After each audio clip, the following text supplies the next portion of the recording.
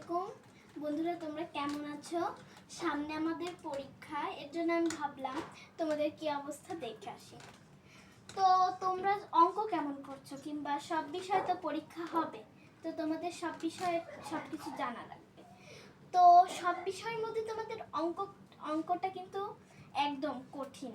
এটা অনেকের কাছেই কঠিন লাগে, কারণ অঙ্কটা খুব কঠিন হয়। তো আজকে আমরা অঙ্ক করব দ্বিতীয় অধ্যায়ে যোগ। তো আমরা যোগের কিছু নিয়ম শিখেছিলাম, সেটা আমরা জানি। নিয়মটা হচ্ছে, যোগ আর বিয়োগের মধ্যে অনেক পার্থক্য রয়েছে। যেমন ধরো 2 আর 2 বিয়োগ, আর 2 আর 2 যোগ। হ্যাঁ, এখানে 2 আর 2 যোগ করলে 4 হয়। আর এখানে যদি বিয়োগের বেলায় 2 আর 2 যদি বিয়োগ করি তাহলে শূন্যই বসে। তাহলে বোঝাতো কি জন্যে? এটা কিন্তু আরেকবার আমি শিখিয়েছিলাম কি জন্যে।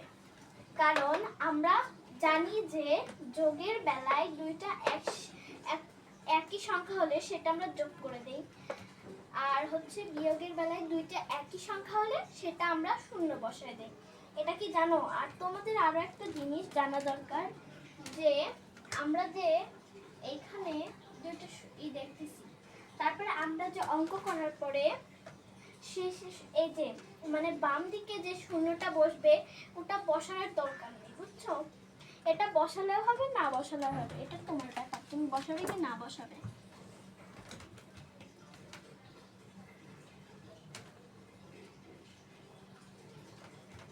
তো আমরা আজকে লিখিত অঙ্ক করব।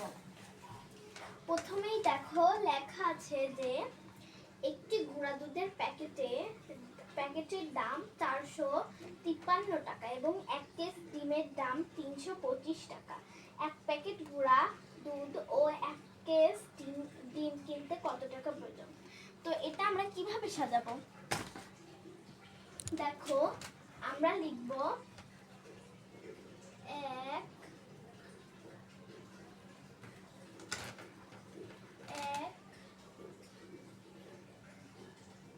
প্যাকেট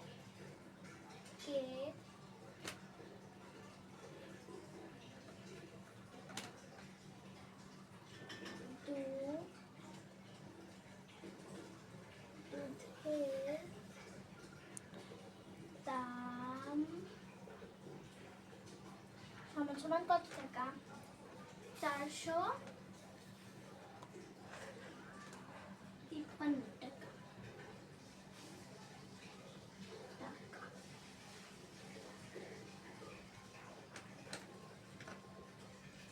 আর 1 কেস ডিমের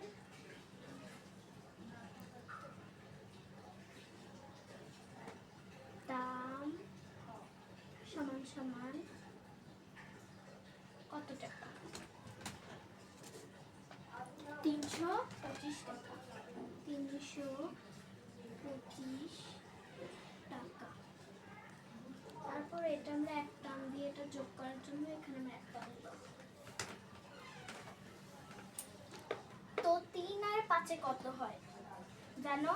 3, 4, 5, 6, 7, 8, 8, তার মানে 8 হয়।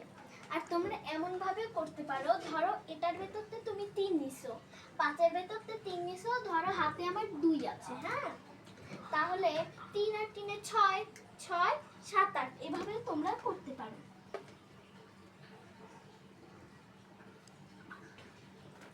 তারপরে এবার 5 আর 2, 5, 6, 7, 7, হ্যাঁ। তারপরে এখন 3 আর 7 কত হয়?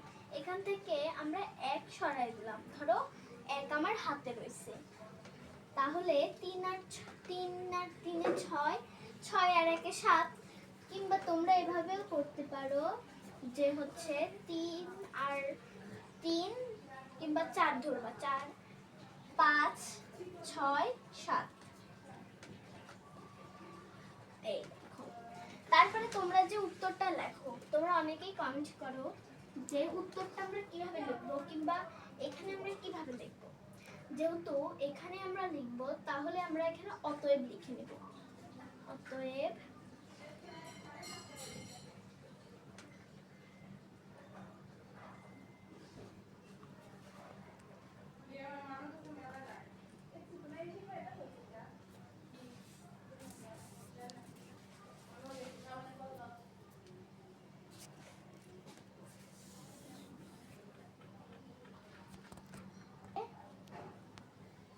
প্রয়োজন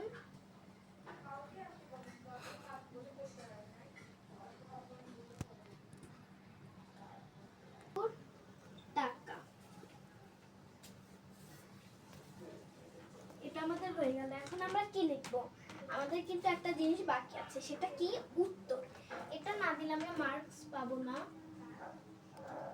কি জন্য জানো উত্তরটা লিখি?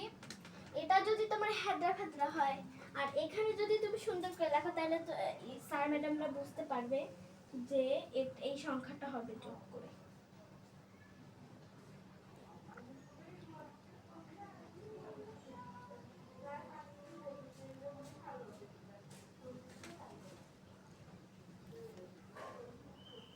দেখো এই অঙ্কের সলিউশন হয়ে গেল।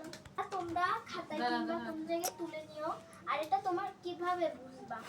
এটা বুঝি এটা তোমাদের সিলেবাসে আসে তাহলে তোমাদের ভালোই হবে। আর যোগ কিন্তু আমাদের যে মানে আমাদের স্কুলে যা পরীক্ষা হবে সেটা আমাদের মানে গুণ পর্যন্ত পরীক্ষা হবে। এর জন্য আমাদের যোগও শিখতে হবে।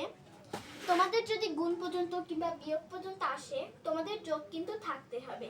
এটা তোমাদের সর্বোচ্চ পড়ে একদম মানে করতে হবে, এটা শিখতে হবে। এটা না করলে তোমরা পারবা না যোগ।